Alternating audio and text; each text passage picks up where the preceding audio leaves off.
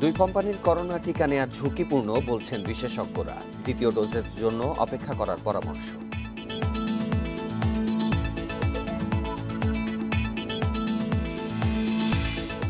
ভূপ্রকৃতির জন্যই ভূমিকম্প ঝুঁকিতে সিলেট ও চট্টগ্রাম অঞ্চল। দেশে ৮ মাত্রার ভূমিকম্পের সংখ্যায় বিশেষজ্ঞরা।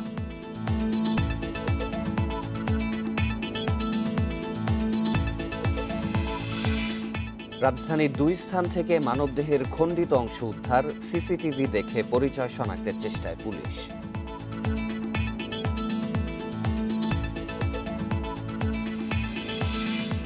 কৌশলে নগদ অ্যাকাউন্টের পিন নম্বর জেনে শিক্ষার্থীদের উপবৃত্তির টাকা লোপাট। 2 জেলায় 3 প্রতারক গ্রেপ্তার।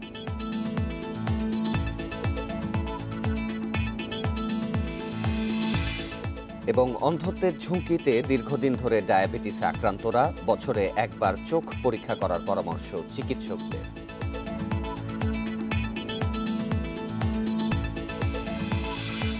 সকাল 9টার বিরতিহীন ইন্ডিপেন্ডেন্ট সংবাদে স্বাগত। সাথে আছি শাফাত বিন ফরিদ এবং আমি সঞ্চারী মজিদ তোমার। শুনছিলেন শিরোনাম, চলে যাচ্ছে পুরো খবরে। অক্সফোর্ড অ্যাস্ট্রাজেনেকার টিকার প্রথম ডোজ যারা নিয়েছেন তাদের জন্য টিকার দ্বিতীয় ডোজ নেওয়া উচিত হবে না বলে মনে করছেন বিশেষজ্ঞরা। স্বাস্থ্য অধিদপ্তর বলছে, টিকার সংকট থাকলেও বিভিন্ন উৎস থেকে টিকা সংগ্রহের চেষ্টা চলছে। শাহ আলম 19 মে করোনার টিকার দ্বিতীয় ডোজ নেওয়ার কথা থাকলেও টিকা স্বল্পতায় কয়েকবার কেন্দ্রে এসে ফিরে গেছেন। আমি 19 তারিখে আমার ডেট লেখা আছে এবং মোবাইলে মেসেজ গেছে 19 তারিখ থেকে আজকে 28 তারিখ পর্যন্ত আমি প্রত্যেক দিন এসে ঘুরতেছি। সকাল 7টা থেকে একবার আমরা 1টা-2টা পর্যন্ত ঘুরতেছি, কিন্তু ওরা টিকা দিচ্ছে এই অবস্থা, আমি কোনো একটা ডেট দিতেছি না। তার মতো একই অবস্থা আরও অনেকে। দ্বিতীয় ডোজের টিকা এখনো না পাওয়ায় অনিশ্চয়তায় পড়েছেন তারা। দিন যাচ্ছে, প্রতিনিয়ত বিভিন্ন নিউজে আসছে যে টিকা শেষ হয়ে গেছে অলরেডি। যারা সেকেন্ড ডোজে দিবে তাদেরই টিকা নাই। এখন আমরা যারা শেষের দিকে দিয়েছি আমাদের তার সম্ভাবনাই নাই। সে ঘুরে যাচ্ছি, টিকার খুঁজও পাচ্ছি না, লাইনে দাঁড়িয়ে আছি। ওরা পরে বলে দেয় যে টিকা শেষ হয়ে গেছে, আর দেওয়া যাবে না আজকে। প্রথম ডোজের টিকা নেওয়া বন্ধ থাকলেও এখন দ্বিতীয় ডোজের টিকা দিতে হিমশিমে হাসপাতাল কর্তৃপক্ষ। যেটুকু মজুদ আছে সেটা কিন্তু সেভাবে চালিয়ে যাওয়া হচ্ছে এবং সবাইকে বলা হচ্ছে সেকেন্ড ডোজের মেসেজটা পাওয়ার পরে আসেন, কারণ ভিড় করলে কিন্তু সেখান থেকে কিন্তু সংক্রমণটা ছড়িয়ে পড়বে স্বাস্থ্যবিধি না মানলে। রেশনিং করে চালানো হচ্ছে এবং যে ডোজটা আমাদের বাকি আছে, আপনি জানেন যে সবাই আতঙ্কিত হয়ে যদি চলে আসে লাভ তো হবে না, কারণ আমাদের তো জানেন ঘাটতিটা আছে। স্বাস্থ্য অধিদপ্তর বলছে, সম্ভাব্য সব জায়গা থেকেই টিকা সংগ্রহের চেষ্টা করছে সরকার। আমরা চেষ্টা করছি যে কোনো সোর্স থেকে এই টিকাটা আনার জন্য, যদি আমরা আনতে পারি এটা কভার করে দেব। ফরেনের সঙ্গে আপনারা যোগাযোগ করছেন? আমরা ইউকের সাথে যোগাযোগ করেছি, আমরা কানাডার সাথে যোগাযোগ করেছি, আমরা ইউএস এর সাথে যোগাযোগ করেছি। প্রথম ডোজের টিকা নেয়ার পর অন্তত 3 থেকে 4 মাসের মধ্যে দ্বিতীয় ডোজ টিকা গ্রহণ নিরাপদ বলছেন বিশেষজ্ঞরা। পৃথিবী যতগুলো গবেষণা হচ্ছে এখন পর্যন্ত যে এই অ্যাস্ট্রাজেনেকার টিকা নেওয়ার পর অন্য কোনো টিকা নিতে পারবো কিনা, এমন কোনো গবেষণা কিন্তু পাওয়া যায়নি। সেই জন্য আমরা এখন কোনো অ্যাডভাইস করছি না যে প্রথম ডোজ নেওয়ার পরে অ্যাস্ট্রাজেনেকার টিকা নেওয়ার পরে অন্য কোনো টিকা নিতে পারবে, এমন কোনো আবিষ্কার নেই। সেজন্য আমরা না নেওয়ার জন্য পরামর্শ দিচ্ছি। প্রথম ডোজ নেওয়ার পরে কিন্তু আমরা 3 থেকে 4 মাস সময় পাবো দ্বিতীয় ডোজ নেওয়ার জন্য। টিকা গ্রহীতাদের হতাশ না হয়ে অপেক্ষার পরামর্শও দিচ্ছেন বিশেষজ্ঞরা। Nahid Kamal, independent News, Dhaka. 2 সদস্যের প্রতারক চক্র, একজন নিরাপত্তা প্রহরী আর একজন দিনমজুর। ইউটিউব দেখে খুলেছেন ব্লগ, নাম ট্রাভেল এজেন্সির হলেও ব্যবসা কল গার্লের। সুন্দরী তরুণীদের ছবি দেখিয়ে নারী কণ্ঠে আকৃষ্ট করেন গ্রাহকদেরকে, তারপর টাকা হাতিয়ে দেন গা ঢাকা। সম্প্রতি এই দুজনকে গ্রেপ্তার করেছেন গোয়েন্দারা। নামে ট্রাভেল এজেন্সি হলেও আসলে অবৈধ কলগার্ল সার্ভিসের ব্লগ। সুন্দরী নারীর ছবিসহ দেয়া হয় চটকদার সব বিজ্ঞাপন। যোগাযোগ করলেই রেজিস্ট্রেশন ফি 260 টাকা। এরপর দেয়া হয় ছবি দেখানো নারীর নম্বর। ফোন করলে আসে 500 থেকে 1,500 টাকার আগাম দেয়ার অনুরোধ। অনলাইন মোবাইল ব্যাংকিং এ টাকা দিলেই বিচ্ছিন্ন যোগাযোগ।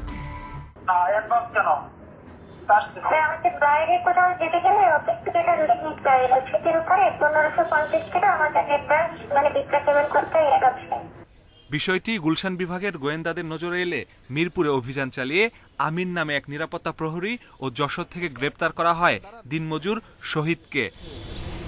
গ্রেপ্তারের পর আমির জানিয়েছে, বছরখানেক আগে এমন একটি সাইটের খোঁজ পায় সে। পরে ইউটিউব দেখে নিজেই ফাঁদেন ব্যবসা। আমি যে ওয়েবসাইটটা তৈরি করছি এই জন্য আমি সার্ভিস চার্জ নিতাম কাস্টমারের কাছ থেকে, প্রতি কাস্টমার প্রতি 260 টাকা সার্ভিস চার্জ নিয়ে নাম্বারটা ওদের কাছে দিয়ে দিতাম। কেউ যোগাযোগ করলে প্রথমে দেয়া হতো শহীদের ফোন নম্বর।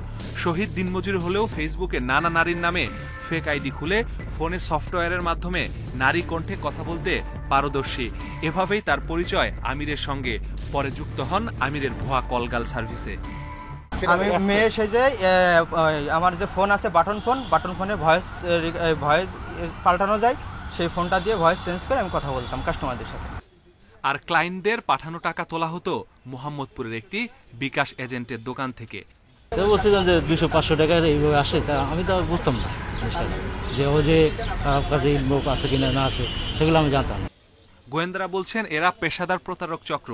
শুধু টাকা নয়, প্রলোভন দেখিয়ে ডেকে নিয়ে বড় ক্ষতি করতে পারে। তাই এসব থেকে দূরে থাকার আহ্বান তাদের। এরা আসলে একেবারেই প্রতারক শ্রেণীর লোক। এরা কোনো ব্রোথেল চালায় না। এই চটকদার বিজ্ঞাপন দিয়ে মানসিকভাবে দেউলিয়া, নৈতিকভাবে দেউলিয়া বিভিন্ন শ্রেণীর পেশার মানুষের কাছ থেকে বিপুল পরিমাণের টাকা পয়সা হাতিয়ে নিতে যাচ্ছিল। এই চক্রে আরো কেউ জড়িত কিনা খতিয়ে দেখছে ডিবি। সন্ধান পেলে আইনের আওতায় আনা হবে তাদেরও। Masudur Rahman, Independent News, Dhaka. কৌশলে নগদ অ্যাকাউন্টের পিন নম্বর জেনে শিক্ষার্থীদের উপবৃত্তির টাকা হাতিয়ে নিচ্ছে একটি চক্র। মোবাইল ব্যাংকিং সেবা নগদের করা মামলার তদন্তে নেমে এরকম শতাধিক প্রতারণার প্রমাণ পেয়েছে গোয়েন্দা পুলিশ।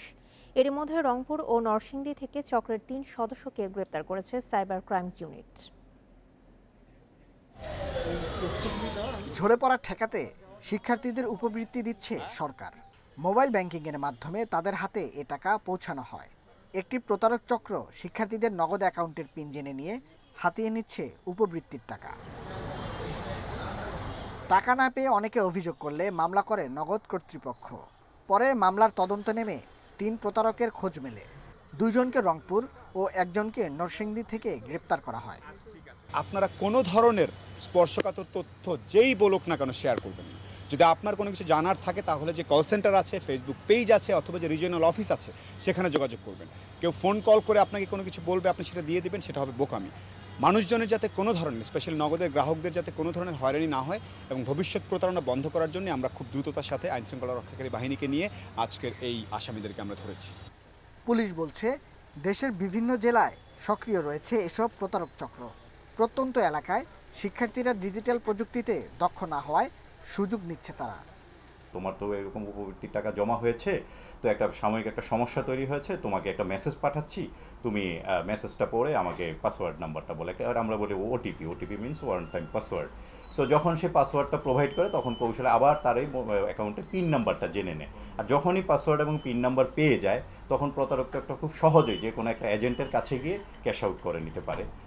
মোবাইল ব্যাংকিং অ্যাকাউন্টের ব্যক্তিগত পিন গোপন রাখতে আবারও সতর্ক করছে সংশ্লিষ্টরা। Nahid Kamal, independent News, Dhaka. LSD সেবন ও বিক্রিতে জড়িত আরও 13 থেকে 14টি গ্রুপের খোঁজ পেয়েছে পুলিশ। গত দুদিন ঢাকার নানা এলাকায় অভিযান চালিয়ে আটক করা হয়েছে বেসরকারি বিশ্ববিদ্যালয়ের 5 শিক্ষার্থীকে। তাদের কাছে পাওয়া গেছে প্রায় 2000 মাইক্রোগ্রাম এলএসডি। দেশে নানা ধরনের মাদকের তথ্য জানা থাকলেও সম্প্রতি ঢাকা বিশ্ববিদ্যালয়ের ছাত্র হাফিজুরের মৃত্যুর তদন্ত করতে গিয়ে এলএসডির সন্ধান পায় পুলিশ। এর ধারাবাহিকতায় চলা অভিযানে শনিবার ও রোববার ঢাকার নানা এলাকা থেকে আটক করা হয় 5 বেসরকারি বিশ্ববিদ্যালয়ের শিক্ষার্থীকে। তারা 1 বছর ধরে এই মাদকে আসক্ত ছিলেন। যদি ইউজি হিসাবে হিসাব করি প্রায় 2000 ইউজি 2000 মাইক্রোগ্রাম এলএসডি উদ্ধার করা হয় এবং তাদের কাছ থেকে গাঁজা উদ্ধার করা হয় এবং আইস উদ্ধার করা হয়।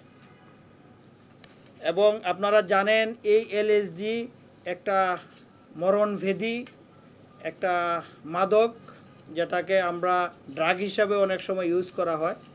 সম্প্রতি খোঁজ পাওয়া এই মাদকের বিস্তৃতি ঠেকাতে অভিযান অব্যাহত আছে বলেও জানায় পুলিশ।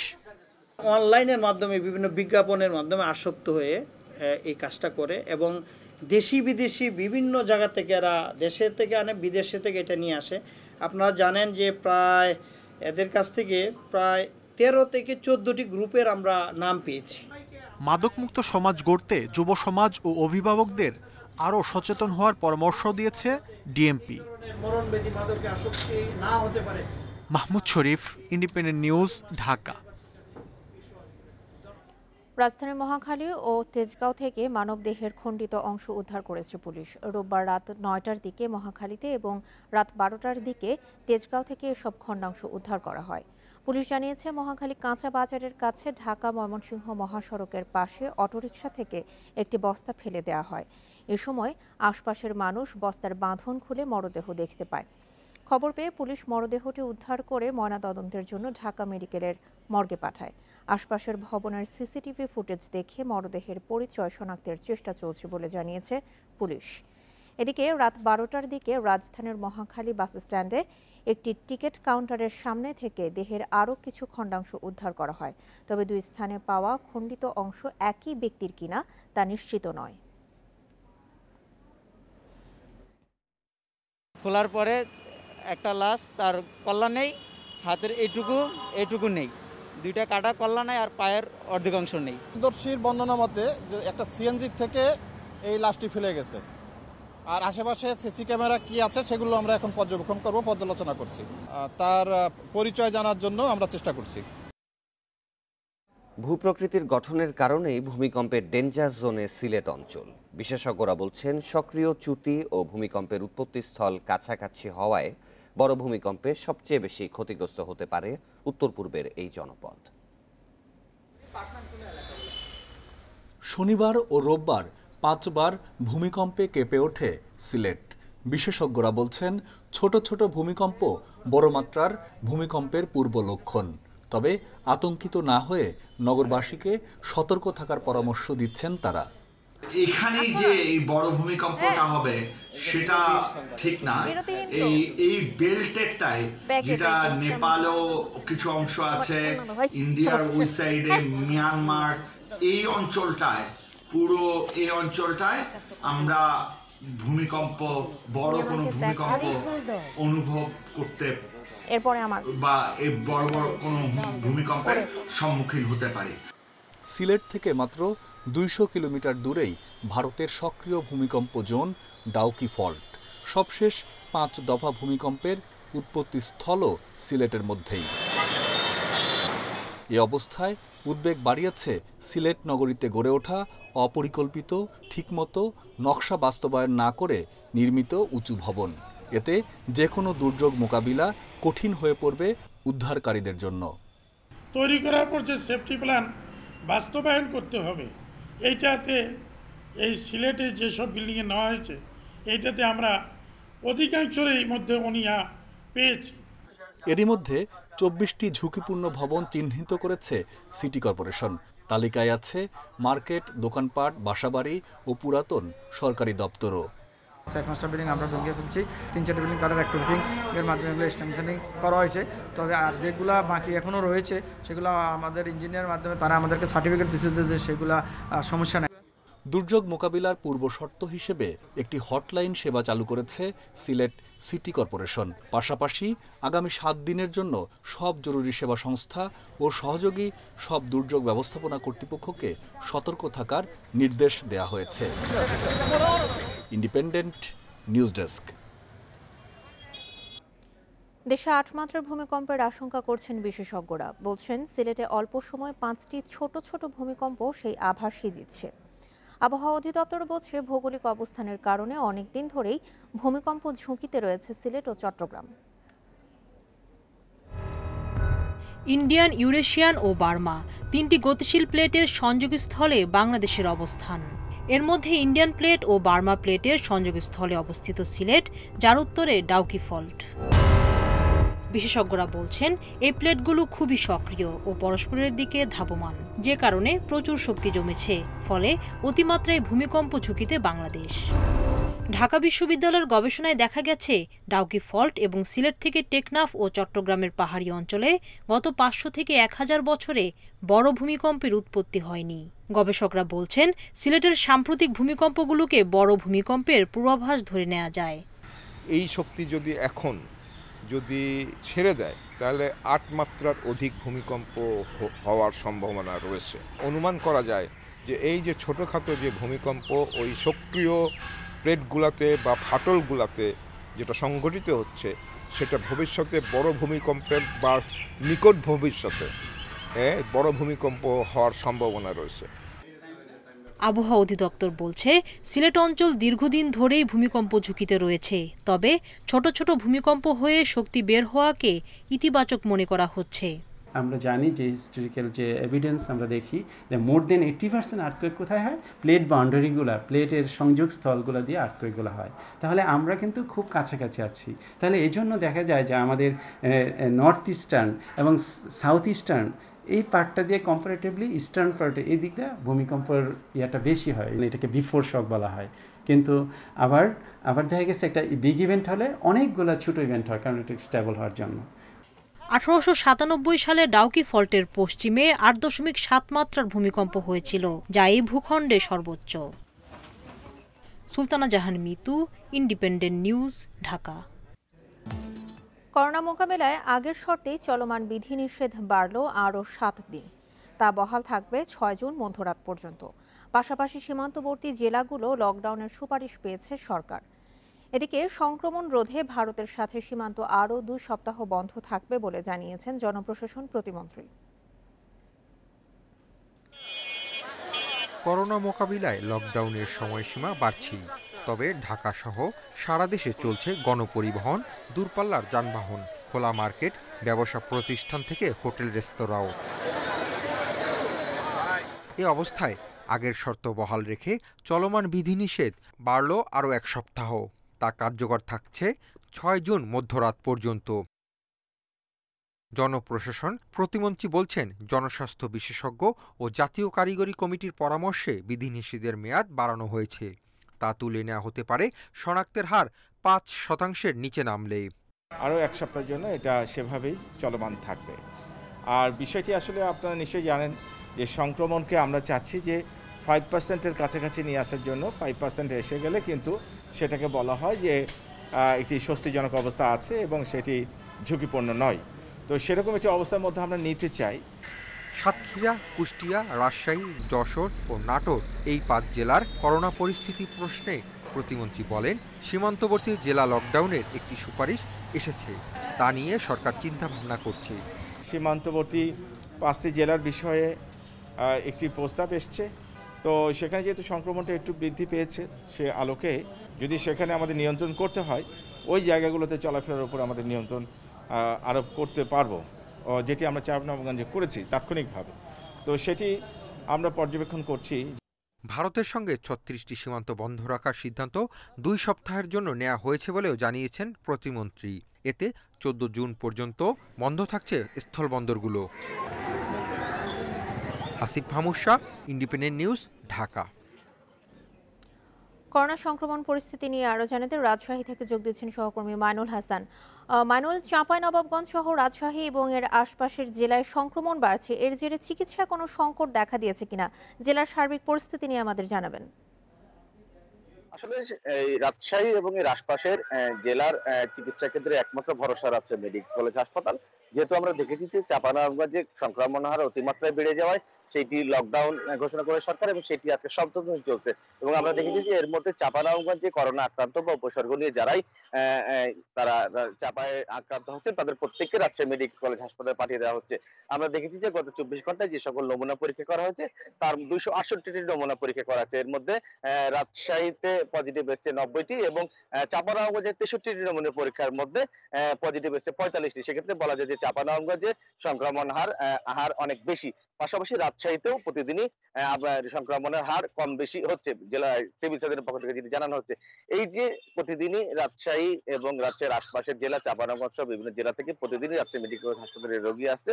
আমরা দেখেছি যে গতকালকে রাজশাহী মেডিকেলে 204 জন করোনা আক্রান্ত এবং করোনা সাসপেক্টেড রোগী এখানে ভর্তি ছিলেন। তো বলা যায় যে রাজশাহী মেডিকেল হাসপাতালে 200 করোনা চিকিৎসার জন্য 200টি বেড এখানে সংরক্ষিত রাখা আছে এবং পাশাপাশি 15টি আইসিইউ। আমরা দেখেছি যে 15টি আইসিইউর মধ্যে 13টিতে রাজশাহী চাঁপাইনবাবগঞ্জের রোগী সেখানে ভর্তি আছে এবং 204 জনের যে চিকিৎসা দিতে গিয়ে রাজশাহী মেডিকেলে স্থান এবং চিকিৎসকের সংকট এখানে দেখা দিয়েছে। আমরা গতকালকে হাসপাতালের পরিচালক ব্রিগেডিয়ার জেনারেল শামীম মিয়াজের সাথে কথা বলেছিলাম। তিনি আমাদেরকে জানিয়েছেন যে ক্রমাগত করোনা আক্রান্ত এবং উপসর্গ নিয়ে যারা ভর্তি হচ্ছেন তাদের চিকিৎসা দিতে গিয়ে এখানে যারা চিকিৎসক আছে তাদের হিমশিম খেতে হচ্ছে এবং সংকট দেখা দিয়েছে। আমরা জানি যে এর মধ্যে তিনি একটি স্বাস্থ্য দপ্তরে আবেদন করেছিলেন যে রাজশাহী মেডিকেলে রাজশাহী উপজেলা যেসব চিকিৎসক কর্মরত আছে তাদেরকে এখানে সংযুক্ত করার জন্য। আমরা জানতে পেরেছিলাম যে এখানে 4 জন চিকিৎসককে সংযুক্ত করা হলো, পরে স্বাস্থ্য দপ্তরে তাদের সে আদেশ বাতিল করে তাদেরকে পূর্বের কর্মস্থলে বহাল রাখা হয়েছে। আরেকটি বিষয় যে রাজশাহী মেডিকেলে যেহেতু এই স্থান সংকটের একটি বিষয় এখানে উঠে আসছে এবং আমরা জানি যে এই স্থান সংকটের কারণে রাজশাহী মেডিকেল কলেজ হাসপাতাল থেকে সদর হাসপাতাল দিকে ব্যবহারের একটি সুপারিশ তারা করেছিলেন, কেননা রাজশাহী মেডিকেলে করোনা চিকিৎসা যদি বেশি রোগী বেড়ে যায় সেক্ষেত্রে এখানকার কিছু ওয়ার্ডের রোগী সদর হাসপাতালে স্থানান্তর করে সেখানে তাদের চিকিৎসা দেওয়া হবে। আমরা দেখেছি যে এইটিও এখনো স্বাস্থ্য মন্ত্রক থেকে কোনো অনুমোদন তারা পায়নি। সেক্ষেত্রে হাসপাতাল কর্তৃপক্ষ বলছে যে স্থানের জন্য তারা রাজশাহী মেডিকেল কলেজ হাসপাতাল 3 নম্বর ওয়ার্ডটি এর মধ্যে তারা প্রস্তুত করেছে। যদি রোগীর চাপ বাড়তে থাকে তবে তারা রাজশাহী মেডিকেল কলেজ হাসপাতাল 3 নম্বর ওয়ার্ডে তারা সেখানে করোনার বিরুদ্ধে চিকিৎসা দেবে। রাজশাহী থেকে করোনার সবশেষ পরিস্থিতি জানাচ্ছিলেন মাইনুল হাসান। হেফাজত নেতা মামুনুল হকের ব্যাংক হিসাবে গত 1 বছরে লেনদেন হয়েছে 6 কোটি টাকা। মাদ্রাসা রোহিঙ্গাদের জন্য বিদেশ থেকে আসা অনুদান রাজনৈতিক তৎপরতায় ব্যবহার করেছে হেফাজত। এছাড়াও কিছু নেতা বিপুল অর্থ আত্মসাৎ করেছেন বলেও প্রমাণ পেয়েছেন গোয়েন্দারা।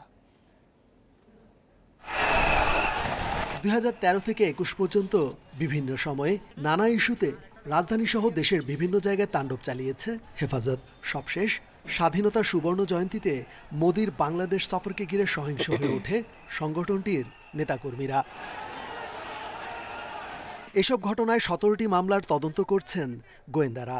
আটক নেতাদের জিজ্ঞাসাবাদে আর্থিক অনিয়মের তথ্যও মিলেছে। পুলিশ বলছে মাদ্রাসা ও রোহিঙ্গাদের জন্য বিদেশ থেকে আসা অনুদান রাজনৈতিক তৎপরতায় ব্যবহার করেছে হেফাজত। বিপুল অর্থ আত্মসাৎ করেছেন সংগঠনটির নেতারা। মামুনুল হক সাহেবের অ্যাকাউন্ট থেকে আমরা কিন্তু 6 কোটি টাকার লেনদেনের তথ্য পেয়েছি 1 বছরে। এই অ্যাকাউন্টগুলো বিশ্লেষণ করে দেখা যায় যে অনেক টাকা এর মধ্যে থেকে তারা আত্মসাৎ করেছে, তছরূপ করেছে এবং যে টাকাগুলো এসেছে এগুলোর আবার সঠিক হিসাব কিতাব নেই এবং কোনটা কোন খাতে ব্যয় হবে সেটারও কোনো সুনির্দিষ্ট নীতিমালা নেই।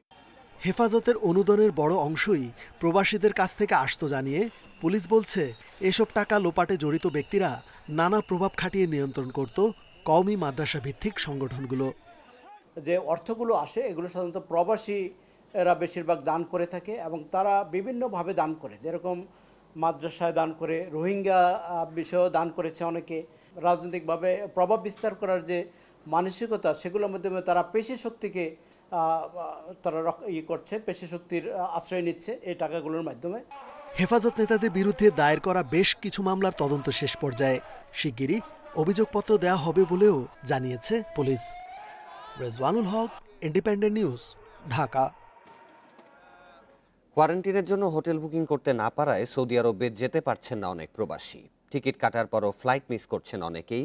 আবারও নতুন করে টিকিট কাটতে তাই কারওয়ান বাজারে সৌদি এয়ারলাইন্স কার্যালয়ে ছুটছেন তারা।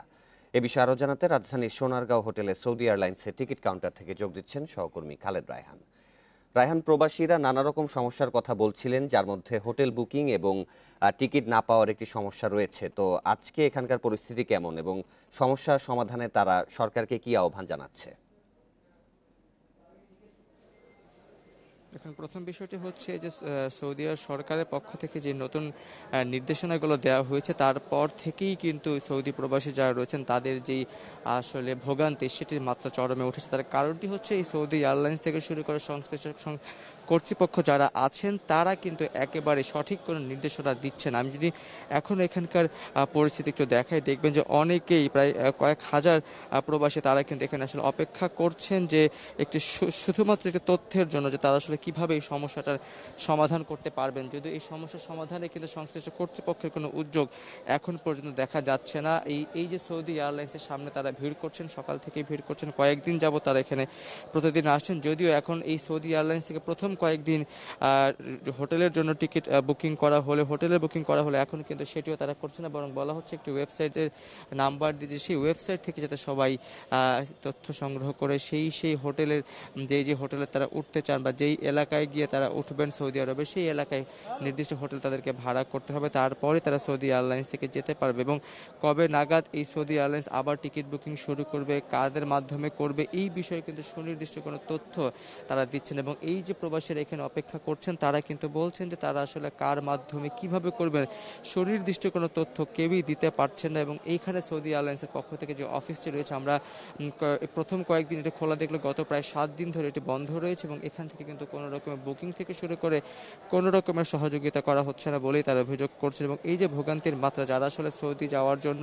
ইতিমধ্যেই প্লেনের টিকিট কেটে ফেলেছেন তারাও অনিশ্চয়তার মধ্যে পড়েছেন। অনেকে ভিসার মেয়াদ শেষ হয়ে গেছে। আপনি নিশ্চয়ই জানেন যে করোনার কারণে অনেকে বাংলাদেশে এসে কয়েক মাস তারা কিন্তু আটকে পড়েছে এবং তারপরে তারা যে যাবেন সে যাওয়ার কিন্তু নিশ্চয়তা পাচ্ছে না। সেই ক্ষেত্রে অনেকেরই ভিসার মেয়াদ শেষ হয়ে যাচ্ছে। ভিসার মেয়াদ শেষ হয়ে যাওয়ার কারণে তারা নতুন করে সেই ভিসাটিকে রিনিউ করতে পারবেন কেন, আসলে সব মিলিয়ে একটি হযবরল অবস্থায় বলা যায়। এবং সংশ্লিষ্ট কর্তৃপক্ষ, আমরা গত বছরের সেপ্টেম্বর অক্টোবর যখন এরকম একটি সমস্যা হয়েছিল তখন আমরা দেখেছিলাম যে সংশ্লিষ্ট কর্তৃপক্ষের খুব বেশি তাদের কোনো খুব বেশি উদ্যোগ দেখা যায় না, যার ফলে এই প্রবাসীদের ভোগান্তি কিন্তু চরমে ছিল। এবং এবারও অনেকটা সেরকমই দেখা গেছে যে সংশ্লিষ্ট কর্তৃপক্ষের উদাসীনতার কারণে কিন্তু অনেকটাই আসলে এরা ভোগান্তিতে পড়ছে। এবং প্রবাসী যারা আছেন তারা কিন্তু বলছেন যে সুনির্দিষ্ট তথ্য পেলে কোথা থেকে টিকিট কাটা যাবে, কোথায় গিয়ে এই বুকিং দেওয়া যাবে, কার মাধ্যমে করা যাবে, এই বিষয়ে সুনির্দিষ্ট তথ্য পেলে এই ভোগান্তির মাত্রা কিন্তু অনেকটাই কমে যেত।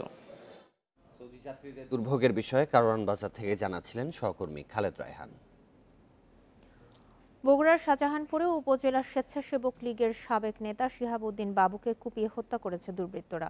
রোববার রাতে উপজেলার সাবরুল বাজারে এই হত্যাকাণ্ড ঘটে। শিহাবুদ্দিন বাবু উপজেলার স্বেচ্ছাসেবক লীগের সাবেক সমাজ কল্যাণ বিষয়ক সম্পাদক ছিলেন। নতুন কমিটিতে তিনি যুগ্ম সাধারণ সম্পাদক পদপ্রত্যাশী ছিলেন। পুলিশ জানিয়েছে সাবরুল বাজারে তার মাছের আড়ত সহ বেশ কিছু দোকানের মালিকানা রয়েছে। রোববার রাত 8টার দিকে তিনি বাজার থেকে বাসায় ফিরছিলেন। এ সময় অতর্কিতে কয়েকজন যুবক ধারালো অস্ত্র দিয়ে শিহাবুদ্দিন বাবুর ওপর হামলা করে। বাজারে শত শত মানুষের সামনে অস্ত্রধারীরা তাকে এলোপাতাড়ি কুপিয়ে মৃত্যু নিশ্চিত করে পালিয়ে যায়। ঘটনা তদন্তে কাজ শুরু করেছে পুলিশ। প্রাথমিক পর্যায়ে আছি, এখন পর্যন্ত কাউকে গ্রেপ্তার করা হয় নাই। কোনো অগ্রগতি থাকলে আপনাদের পরবর্তীতে জানানো হবে। ভূষণছড়া হত্যাকাণ্ডের দিন আজ। 1984 সালের এই দিনে রাঙামাটির বড় কলের ভূষণছড়ায় পাহাড়ে সন্ত্রাসীদের হাতে নিহত হন অন্তত 400 গ্রামবাসী। পার্বত্য চট্টগ্রামের ইতিহাসের সবচেয়ে বড় হত্যাকাণ্ড হিসেবে চিহ্নিত এই গণহত্যা। হত্যাকাণ্ডের এত বছরেও সরকার প্রতিশ্রুত ক্ষতিপূরণ পায়নি স্বজনহারারা, জোটেনি বিচার। ৩৭ বছর আগে কর্ণফুলীর পার ঘেঁষা এই জনপদে ভোর হয়েছিল গুলির শব্দে। ভোর 4টা থেকে সকাল 8টার মধ্যে গুলি আর আগুনে লণ্ডভণ্ড হয়ে যায় গোটা এলাকা। প্রাণ বাঁচাতে বনবাদারে লুকিয়েও শেষ রক্ষা হয়নি অনেকেরই। যারা ভাগ্যক্রমে বেঁচে গেছেন তাদের অনেকেই হয়েছে গুরুতর আহত, অনেকেই হারিয়েছেন পরিবারের একাধিক সদস্য।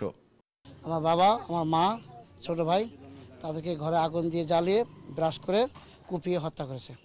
স্বজনহারা এসব মানুষ সে সময় মামলা করতে চাইলেও নেয়নি সংশ্লিষ্ট থানা।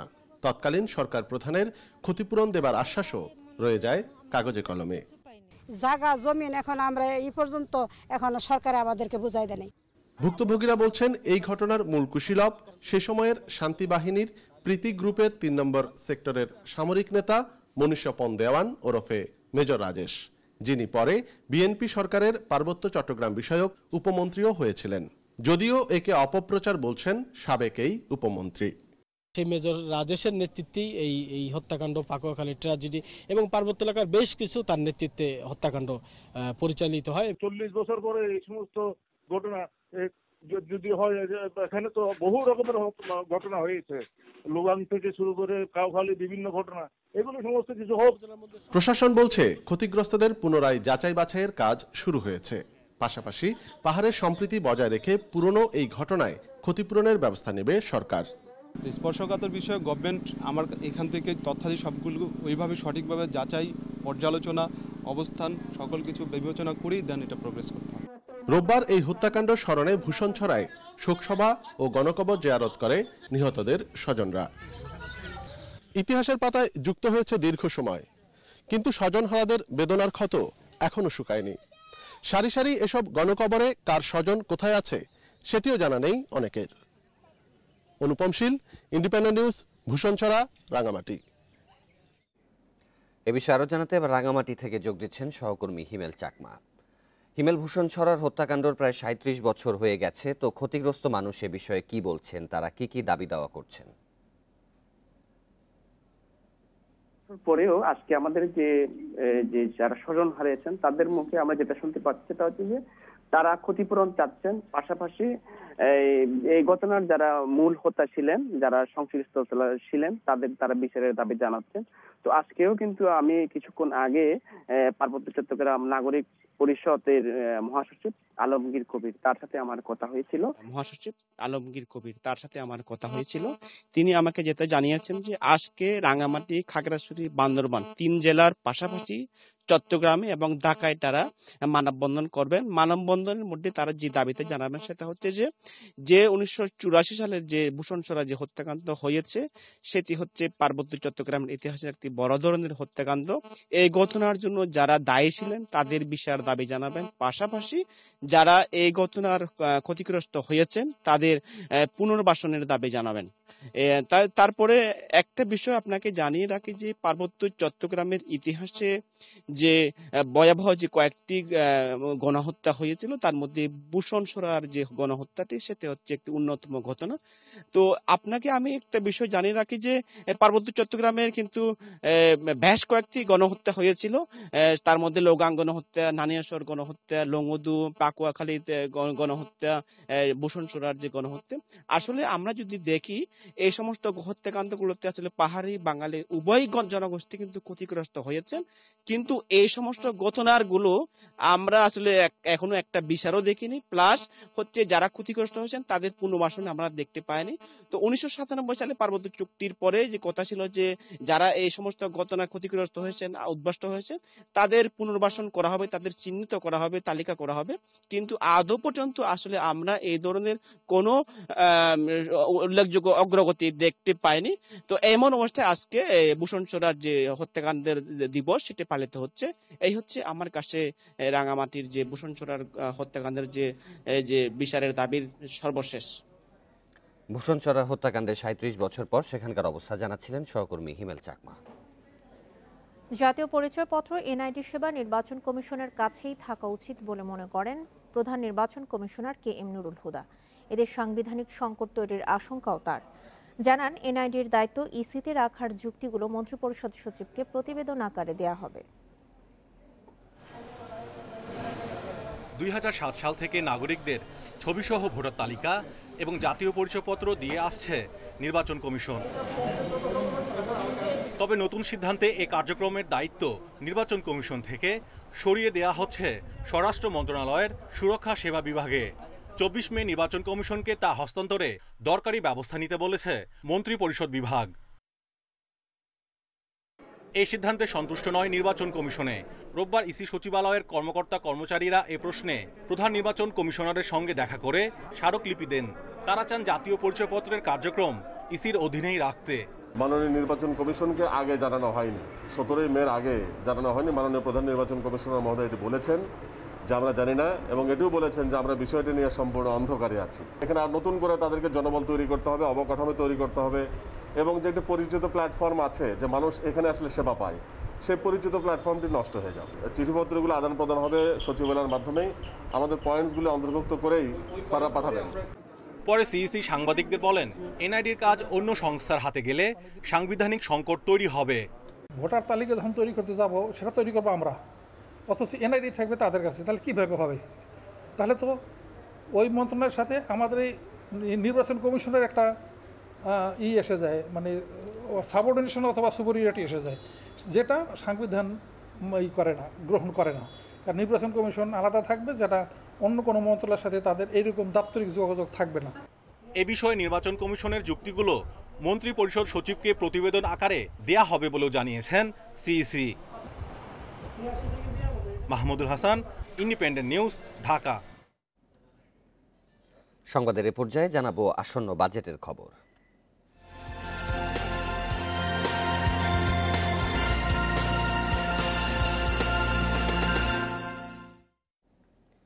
আসছে বাজেটে শেয়ার বাজারে তালিকাভুক্ত ও তালিকার বাইরে থাকা প্রতিষ্ঠানের মধ্যে কর্পোরেট করের ব্যবধান বাড়ানোর আহ্বান জানিয়েছে নিয়ন্ত্রক সংস্থা বিএসইসি। পাশাপাশি অপ্রদর্শিত অর্থ বৈধ করার সুযোগ আবারও চান বাজার সংশ্লিষ্টরা। বাজেট যতই ঘনিয়ে আসছে ততই চাঙাভাব শেয়ার বাজারে। দেশের প্রধান শেয়ার বাজার ঢাকা স্টক এক্সচেঞ্জের প্রধান সূচক ডিএসইএক্স ছুঁয়েছে ৬,০০০ পয়েন্টের মাইলফলক। আসছে বাজেটে তালিকাভুক্ত প্রতিষ্ঠানগুলোতে কর্পোরেট কর হার কমানোর পাশাপাশি ডিভিডেন্ড আয়ের উপর কর ছাড় ৫০,০০০ থেকে বাড়িয়ে ১.৫ লাখ টাকা করে দেয়া সহ বিভিন্ন দাবি জানিয়েছেন শেয়ার বাজার সংশ্লিষ্টরা। এই কর্পোরেট ট্যাক্স কমানোর ফলে আপনি যদি ২.৫% কমান, এবার অন্তত ২% যদি কমান, আমি হাত জোর করে বলছি মাননীয় অর্থমন্ত্রী, তাহলে এটার একটা বিরাট এফেক্ট হবে। ভালো ভালো কোম্পানিগুলি তার আর্নিং বেড়ে যাবে, তারা ডিভিডেন্ড পে আউট করতে পারবে ভালো, এবং যত আর্নিং বাড়বে এবং যত ডিভিডেন্ড পে আউট করতে পারে তার কিন্তু একটা ট্যাক্স অটোমেটিক্যালি এনবিআর পেয়ে যাবে। চলতি অর্থ বছরে ৩১১ জন বিনিয়োগকারী শেয়ার বাজারের মাধ্যমে অপ্রদর্শিত অর্থ বৈধ করার সুযোগ নিয়েছেন। ১০% কর দিয়ে বিনিয়োগ করেছেন ৪৩০ কোটি টাকা। আগামীতে এই সুবিধা আবারও চায় ডিএসসি। আজকে এই করোনার সময় আজকে যদি আপনি এই কাজটা না করেন তাহলে কি হবে? এই টাকাটা কি হবে? এই টাকাতে বিভিন্ন জায়গাতে এটা ঘুরতে ফিরতে থাকবে এবং এটা চলে যাবে আপনার বিদেশে, এটা চলে যাবে পাচারে, এবং এটা অবৈধভাবে বিভিন্ন জায়গা সম্পত্তি কিনে জায়গা সম্পত্তির দাম বেড়ে যাবে, যেটাতে সবচেয়ে বড় এফেক্ট হবে এদেশের মধ্যবিত্ত শ্রেণী। আগামীতে শেয়ার বাজারের আকার জিডিপির ৩০ থেকে ৩৫% নিয়ে যাওয়ার আশা করেন নিয়ন্ত্রক সংস্থা বিএসইসির চেয়ারম্যান। এজন্য বাজেটে প্রয়োজনীয় দিক নির্দেশনা রাখার আহ্বান তার। আনলিস্টেড কোম্পানির বোধহয় ট্যাক্স কিছুটা কমাতে হচ্ছে, তাই এইবার হয়তো আমরা 22.5 আসতে পারবো বলে আশা করছি। ভবিষ্যতে হয়তো আমরা 20 আসতে পারবো এর পরের বছরে। আমাদের যে দাবিটা ছিল সেটা হচ্ছে বন্ড, যে জিরো কুপন বন্ডের যে ট্যাক্স এক্সাম্পশন সুবিধা আছে এটা যাতে অন্যান্য বন্ডগুলোতে থাকে। গৃহীত নানা পদক্ষেপের ফলে করোনাকালেও আশার আলো দেখাচ্ছে দেশের শেয়ার বাজার। তবে বিনিয়োগকারীদের আস্থা পুরোপুরি ফেরাতে এবং পুঁজিবাজারকে স্থিতিশীল করতে প্রয়োজন আরও নানামুখী উদ্যোগের। আসন্ন বাজেটে কর হার কমানো সহ নানামুখী উদ্যোগ নেওয়া হবে, এমনটাই প্রত্যাশা করছেন বিনিয়োগকারী সহ পুঁজিবাজার সংশ্লিষ্টরা। Shamim Ahmed, independent News, Dhaka. পাহাড়ের বুনো ফল রসকো, সিঁদুরের লাল রঙের ফলটি আরও নানা নামে পরিচিত স্থানীয়ভাবে, তবে দেশের অন্যান্য এলাকায় এখনও অপরিচিত। আঙুরের মতো দেখতে ফলটির চাষ দিন দিন লাভজনক হয়ে উঠছে রাঙামাটিতে। এই ফল নিয়ে গবেষণা করে চাষ বাড়ানোর কথা ভাবছে কৃষি বিভাগ। পার্বত্য চট্টগ্রামে বড় বড় গাছ বেয়ে ওঠা লতা চোখে পড়ে হরহামেশাই। গাছের কোনো ক্ষতি না করেই বছরের পর বছর বেঁচে থাকে লতাটি। এর গায়ে যখন ফল পাকতে শুরু করে তখন পুরো গাছ রঙিন হয়ে ওঠে। দেখতে আঙুরের মতো, তবে আকারে বড় ফলটি রসকো নামে পরিচিত পাহাড়ের মানুষের কাছে। একসময় এই ফলের কদর না থাকলেও বর্তমানে আগ্রহ বেড়েছে মানুষের। সামান্য টক মিষ্টি স্বাদের এই ফলটির স্থানীয়ভাবে চাহিদা বেশ। একটি রসকো লতা থেকে বছরে আয় করা যায় 20,000 থেকে 1 লাখ টাকা। প্রথমবারে অল্প কিছু পাওয়া যায়, এরপরে 30,000-এর উপরে বিক্রি হয়। রসকলতায় ফুল আসে নভেম্বর থেকে ডিসেম্বর মাসে, ফুল থেকে ফলে পরিণত হয় এপ্রিল থেকে মে মাসে। এ ফল নিয়ে এখনো তেমন কোনো গবেষণা হয়নি, তবে পুষ্টিগুণে ভরপুর বলে ধারণা করা হয়। যেহেতু এটার বাজার ভ্যালু আছে, তবে আমাদেরকে চিন্তা করতে হবে এটার গবেষণার দরকার আছে। গবেষণার লব্ধ যদি থাকে তাহলে আমরা বলতে পারবো তার মধ্যে আরও কি আমাদের যে পুষ্টি গুণগুলো আছে, তাহলে পুষ্টির মানটা আমাদেরকে বের করে নিয়ে আসা লাগবে। রসকোর উৎপাদন নিয়ে স্থানীয় কৃষি বিভাগের কাছে কোনো তথ্য নেই। রসকো নিয়ে গবেষণা ও চাষাবাদ সম্প্রসারণের সুযোগ দেখছেন কৃষিবিদেরা। আমি ইতিমধ্যে আমাদের যে স্থানীয় গবেষণা প্রতিষ্ঠান আছে তাদেরকে বলেছি, অনুরোধ করেছি এই ফলটা নিয়ে একটু গবেষণা করার জন্য, কারণ এটা একটা উদীয়মান ফসল, জনগণের প্রচুর চাহিদা আছে, যার প্রেক্ষিতে এটা রসকো বা রক্ত ওটা যে নামে পরিচিত হোক না কেন, এটার ব্যাপারে আমাদের অনেক কাজ করার সুযোগ আছে। এপ্রিল ও মে মাসে রসকো বাজারে পাওয়া যায়। স্থানীয় বাজারে এই ফলটি বিক্রি হয় 300 থেকে 400 টাকা কেজিতে। Independent News desk. কিশোরগঞ্জে অজানা রোগে আক্রান্ত হয়ে কয়েক হাজার হেক্টর জমির পাট গাছ নষ্ট হওয়ার পথে। বিদেশি কেনাফ জাতীয় বীজ দিয়ে আবাদ করা এই রোগের ধরন ও প্রতিকার কোনোটিই জানে না পাট গবেষণা ইনস্টিটিউট। কৃষকদের অভিযোগ, তাদের এমন দুরবস্থায় পাশে পাচ্ছে না কাউকেই। তবে কৃষি বিভাগ বলছে ক্ষতিগ্রস্তদের প্রয়োজনে সরকারি সহায়তা দেয়া হবে। ঋণ করে 3 কাঠা জমিতে পাটের আবাদ করেন কিশোরগঞ্জের করিমগঞ্জ উপজেলার কুরসা গ্রামের ফাইজুল ইসলাম। তবে পাট গাছ হলুদ রং ধারণ করার অল্প সময়ের মধ্যেই মরে যাচ্ছে। তার কষ্টের ফসল নিয়ে কোনো প্রতিকার না পেয়ে অসহায় এই কৃষক। মানে কোনো লোক আমাদের খবর নেয় না। ওখানে আমরা 3 কাঠা জমি কি করতে পারি, আমার তো মানে একবারে মাথায় হাত। আমি এটা ঋণ করে করছি। একই অবস্থা জেলার কয়েক হাজার কৃষকের। অজানা রোগে পাটের গাছ হলুদ হয়ে শুকিয়ে যাওয়ায় ক্ষতির আশঙ্কায় তারা। এই বছর তো আমরা মাঠে শেষ, কৃষি বিভাগের আমরা কয় খবরই লয় না। আমরা কি করবাম আমরা এটা মানে বুঝতে পারতাছি না। এমনকি নাইলে এগুলো থাকবে না, এইভাবে পুড়ে যাবে। আমরা তো এগুলো অনেক খরচপাতি করে এই জমিগুলো করছি, একটা ফসলের আশা নিয়ে, কিন্তু এখন তো আশা দেখতেছি ঘুরে বালির মতো। অভিযোগ অস্বীকার করে কৃষকদের সাধ্যমতো পরামর্শ দেওয়া হচ্ছে বলে জানিয়েছে কৃষি বিভাগ। কৃষকদেরকে এই বিষয়ে প্রয়োজনীয় পরামর্শ দিচ্ছেন। যদি এটার ফয়সলা না হয়, সমাধান যদি না হয়, তাহলে আমরা ক্ষতিগ্রস্ত কৃষকের তালিকা কৃষি মন্ত্রণালয়ে প্রেরণ করব। সরকারের পক্ষ থেকে যদি কোনো সুবিধা পাওয়া যায়, আর্থিক সুবিধা, আমরা কৃষকদের মাঝে ক্ষতিগ্রস্ত কৃষকদের মাঝে সে আর্থিক সুবিধা বিতরণ করব। ভারতীয় কেনাফ জাতীয় বীজ দিয়ে আবাদ করায় এই রোগ সম্পর্কে এখনও গবেষণা চলছে বলে জানিয়েছে পাট গবেষণা ইনস্টিটিউট। কি কারণে হলুদ হয়ে যাচ্ছে যে ওই ভাইরাসটা এখনো আমরা শনাক্ত করতে পারিনি। তবে আমরা ব্যাপকভাবে গবেষণা করে যাচ্ছি যে কি ধরনের ভাইরাসের কারণে এই পাতা হলদে হয়ে যাচ্ছে সেটা বের করার জন্য। এবছর কিশোরগঞ্জে 16,780 হেক্টর জমিতে আবাদ হওয়া পাটের মধ্যে 7,880 হেক্টরই ভারতীয় কেনাফ জাতের। Independent News desk. নিঝুম দ্বীপের সংরক্ষিত বনে বিপন্ন হরিণ 15,000 থেকে কমে দাঁড়িয়েছে 4 থেকে 5,000-এ। জোয়ারের পানিতে ভেসে লোকালয়ে ধরা পড়ছে এরা। ঝড়, জলোচ্ছ্বাসের মতো দুর্যোগের পাশাপাশি আছে সুপেয় পানির সংকট। জনবসতি ও আবাদি জমি বাড়ানোয় ছোট হচ্ছে বনের আয়তন। 2001 সালে জাতীয় উদ্যান হয় নিঝুম দ্বীপের 40,390 বর্গ কিলোমিটার এলাকা। সংরক্ষিত বনে হরিণের খাবার পানির জন্য করা হয় 4টি বড় পুকুর।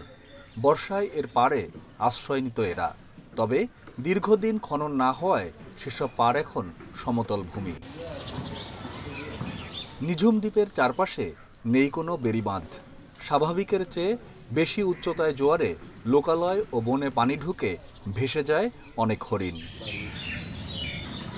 2008 সালে নিঝুম দ্বীপে হরিণ ছিল 15,000, এখন তা কমে দাঁড়িয়েছে 5 থেকে 6,000-এ। হরিণগুলো বাসি কিছু শহরে উঠছে, কিছু উদ্ধার করছে, যা সামনে হচ্ছে তা উদ্ধার করছে, আর যা সামনে হারানো সে বাসি চলে গেছে।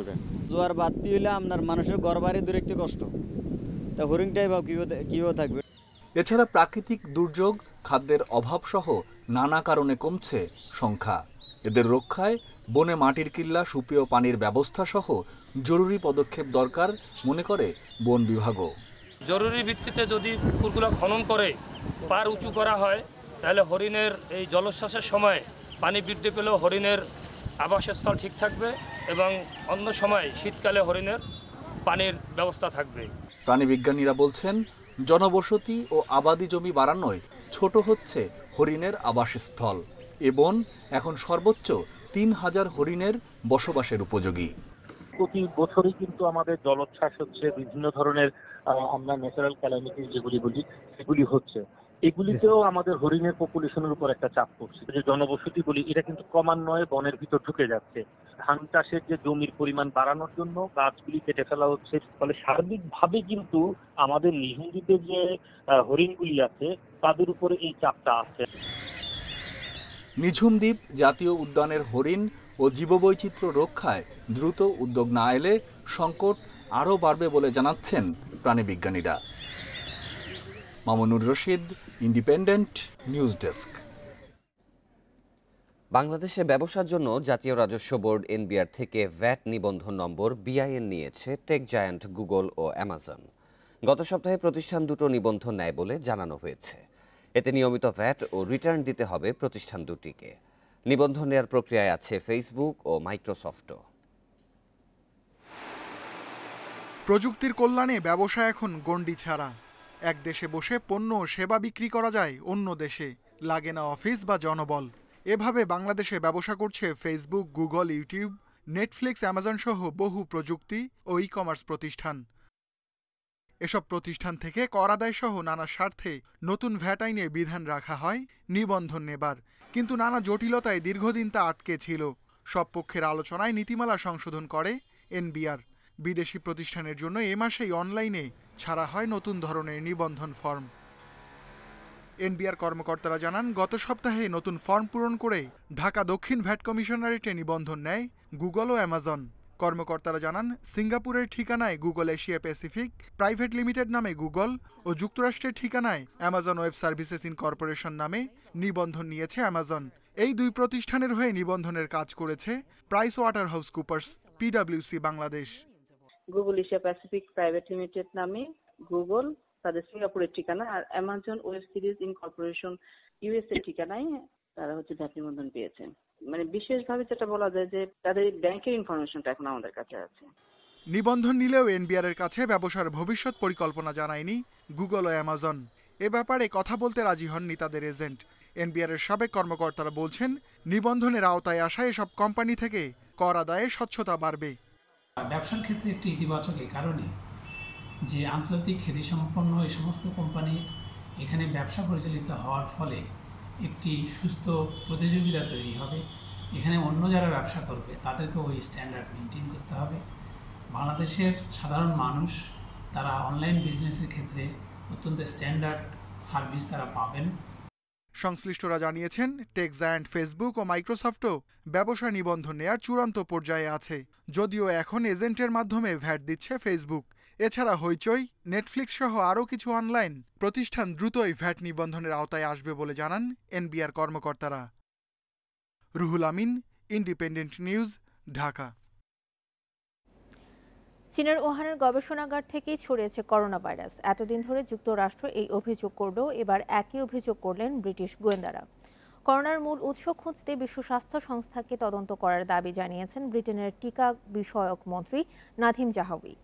এদিকে বিশ্বে করোনায় মোট প্রাণহানি ৩৫ লাখ ছাড়িয়েছে। এ পর্যন্ত আক্রান্ত ১৭ কোটি ১০ লাখের বেশি। ২৪ ঘন্টায় মারা গেছে ৮,০০০ মানুষ, নতুন শনাক্ত প্রায় ৪ লাখ। এর মধ্যে ভারতের সবচেয়ে বেশি ৩,১০০ মানুষের মৃত্যু হয়েছে। মহারাষ্ট্রে ৮,০০০ শিশুর দেহে শনাক্ত হয়েছে করোনা ভাইরাস। জুলাইয়ের শেষ দিকে সেখানে তৃতীয় দফার করোনা সংক্রমণের শঙ্কায় সংশ্লিষ্টরা। সংক্রমণ নিয়ন্ত্রণে লকডাউনের মেয়াদ আরও ১ সপ্তাহ বাড়িয়েছে হরিয়ানা।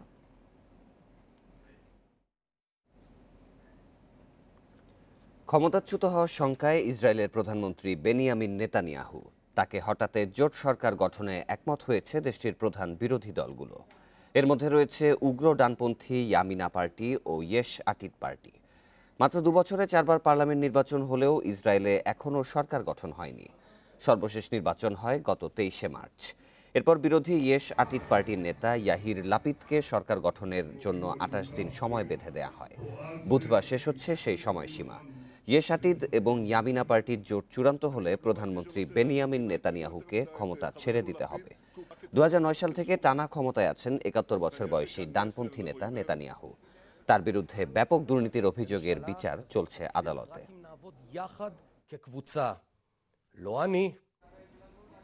যুক্তরাষ্ট্রের ফ্লোরিডায় বন্দুকধারীর গুলিতে অন্তত ২ জন নিহত হয়েছেন, আহত কমপক্ষে ২০ জন। এই ঘটনায় এখনও কাউকে আটক করা হয়নি। রোববার মিয়ামিতে হতাহতের এই ঘটনা ঘটে। পুলিশ জানায়, মিয়ামির কাছে একটি হলের বাইরে ভিড়ের মধ্যে এলোপাতাড়ি গুলি চালায় ৩ হামলাকারী। পরে তারা সেখান থেকে পালিয়ে যায়। সম্প্রতি ক্যালিফোর্নিয়াতেও বন্দুকধারীর গুলিতে ৯ জন নিহত হন। গান ভায়োলেন্স আর্কাইভের হিসাবে যুক্তরাষ্ট্রে বছরে ২৩০টি বন্দুক সহিংসতার ঘটনা ঘটে।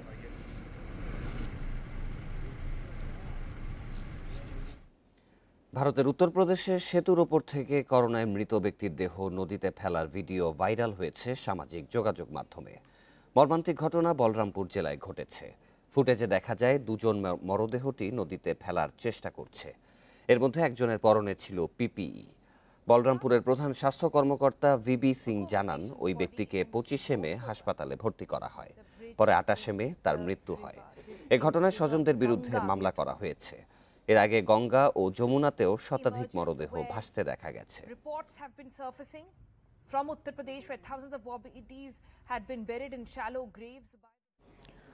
করোনায় স্থগিত ঢাকা প্রিমিয়ার লিগ ফিরেছে ১ বছরের বেশি সময় পর। টি-20 বিশ্বকাপ বিবেচনায় এবারের সংস্করণ হচ্ছে ২০ ওভারে।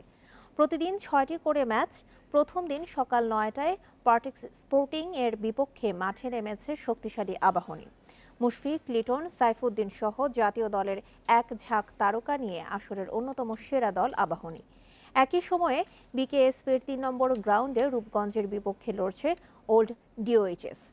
আর 4 নম্বর গ্রাউন্ডে প্রাইম দোলেশ্বরের প্রতিপক্ষ ব্রাদার্স ইউনিয়ন। দুপুর 1:30 শুরু হবে বাকি 3 ম্যাচ। দুপুরের ম্যাচের অন্যতম আকর্ষণ তামিমের প্রাইম ব্যাংকের সঙ্গে রিয়াদের গাজী গ্রুপের লড়াই। মিরপুর ও বিকেএসপির 2 ভেন্যুতে আসরের সবগুলো ম্যাচ হবে। 6 জুন পর্যন্ত চলবে প্রথম 5 রাউন্ডের খেলা।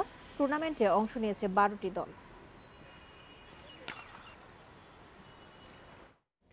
এদিকে ঢাকা প্রিমিয়ার লিগ টি-20তে জৈব সুরক্ষা বলয় নিয়ে কড়াকড়ি। দেশের শীর্ষ পর্যায়ের 4টি হোটেলে রাখা হবে ক্রিকেটারদের। নিয়ম ভঙ্গের ঘটনা ঘটলে সিদ্ধান্ত নেবে টেকনিক্যাল কমিটি। সব ম্যাচের লাইভ স্ট্রিমিং হবে বিসিবির ইউটিউব চ্যানেলে, জানিয়েছেন সিসিডিএম চেয়ারম্যান কাজী এনাম। 1 বছরের বিরতির পর আবার এসেছে মাঠে নামার সুযোগ। আন্তর্জাতিক ব্যস্ত সূচি ও আসন্ন টি-20 বিশ্বকাপ সামনে রেখে পাল্টে গেছে সংস্করণ। টি-20 উৎসবে মেতে ওঠার আগে মনোযোগ মাঠের বাইরের লড়াইয়ে। জৈব সুরক্ষা বলয় যতটা সম্ভব নিখুঁত রাখার চ্যালেঞ্জ নিচ্ছে সিসিডিএম। যদি কোনো প্লেয়ার বা কোনো যদি মনে হয় তাদের কোনো ধরনের সিমটমস আছে, তাহলে অবশ্যই আমরা সাথে সাথে তাকে টেস্ট করা হবে এবং আইসোলেট করা হবে টেস্টের আগের থেকেই। তো আমরা কিন্তু দুটো জিনিস যেটা করেছি প্লেয়ারদের জন্য, ন্যাশনাল টিমের কিছু প্লেয়ারদের যদি তারা চায় তাদেরকে সিঙ্গেল রুম দেওয়া হচ্ছে, তাদের ওয়াইফদেরকে নিয়েও তারা কিন্তু ওখানে উঠতে পারে, তাদেরকেও তাহলে 2টা টেস্ট করে আসতে হবে। সুরক্ষা বলয়ে প্রতি দলে সর্বোচ্চ ক্রিকেটার সংখ্যা 17। কেউ আক্রান্ত হলে ঘাটতি পূরণ হবে অপেক্ষমান তালিকা থেকে। এখানে আমাদের কোভিড প্রোটোকলে যেটা আমাদের একটা রাখা হয়েছে, we will always make sure কোনো সিমটমস বা কোনো কিছু আছে নাকি। আমরা এটার জন্য আমরা একটা এভরিডে আমরা তাদের সাথে চেক করব যে এভরিবডি ইজ ডুইং ফাইন। দরকার হলে আমরা র্যান্ডম টেম্পারেচার চেক করব। আসর শুরুর ঠিক আগে করোনা সংক্রমণের ঘটনা ভাবাচ্ছে আয়োজকদের। দ্বিতীয় দফা করোনা পরীক্ষায় পজিটিভ হয়েছেন তুষার ইমরান, ইমরুল কায়েস, সাদমান ইসলাম সহ 9 ক্রিকেটার ও কোচিং স্টাফ। জহিরুল ইসলাম, ইন্ডিপেন্ডেন্ট নিউজ, ঢাকা। কাতারে দ্বিতীয় দিন অনুশীলন করেছে জাতীয় ফুটবল দল। সেখানে কাউন্টার অ্যাটাকে গুরুত্ব দিয়েছেন হেড কোচ জেমিডি। টিম হোটেলে উঠে আরও একবার করোনা টেস্ট হয়েছে জামালদের। এদিকে দেশে থাকা ইব্রাহিম ও সুফিলকে পেতে আশাবাদী টিম ম্যানেজমেন্ট। কাতারে প্রথম টেস্টে সবাই নেগেটিভ। দ্বিতীয় দফায় রিপোর্টের অপেক্ষা বাংলাদেশ দলের। এদিন টিম হোটেল ইজদান প্যালেসে উঠেছেন জামালরা, যেখানে আগে থেকেই আছে ভারত ও আফগানিস্তান। কাতার ইউনিভার্সিটি মাঠে দ্বিতীয় দিনে 2 ঘন্টার প্র্যাকটিস সেশন। রক্ষণ থেকে আক্রমণে ওঠার কৌশল শিখিয়েছেন কোচ জেমিডে। আজকে আমাদের কোচ প্র্যাকটিস করা হয়েছে হলো ডিফেন্সিভ থার্ড থেকে অ্যাটাকিং থার্ডে কীভাবে দ্রুত বল যোগান দেওয়া যায়, কীভাবে আমাদের দ্রুত অ্যাটাকিং করা যায়, এটা আমাদের আছে কোচ প্র্যাকটিস করেছে। আমাদের সব প্লেয়াররা ভালো কিছু করছে আজকে প্র্যাকটিসে। আমরা আমাদের সেরাটুকু দেওয়ার চেষ্টা করবো ইনশাআল্লাহ। আপনারা সবাই আমাদের জন্য দোয়া করবেন যাতে আমরা বাংলাদেশে একটা ভালো রেজাল্ট করতে পারি। করোনা আক্রান্ত ইব্রাহিম ও সুফিল যেতে পারেননি কাতারে। দুজনকেই ম্যাচের আগে পেতে আশাবাদী ম্যানেজমেন্ট। সুফিল এবং ইব্রাহিম যদি তারা সুস্থ হয় তো ফেডারেশনের মাধ্যমে আমরা তাদেরকে অবশ্যই আনার চেষ্টা করব। আফগানিস্তান, ভারত আর ওমান পরীক্ষায় নামার আগে কাতারের তীব্র গরমের সাথে মানিয়ে নেওয়া বড় চ্যালেঞ্জ লাল সবুজের জন্য। Abidur Rahman, Independent News. আর এই ছিল এখনকার বিরতিহীন ইন্ডিপেন্ডেন্ট সংবাদ। ইন্ডিপেন্ডেন্ট টেলিভিশনের সব খবর আরো বিস্তারিত জানতে চোখ রাখুন ফেসবুক, ইউটিউব এবং টুইটারে। ধন্যবাদ সবাইকে।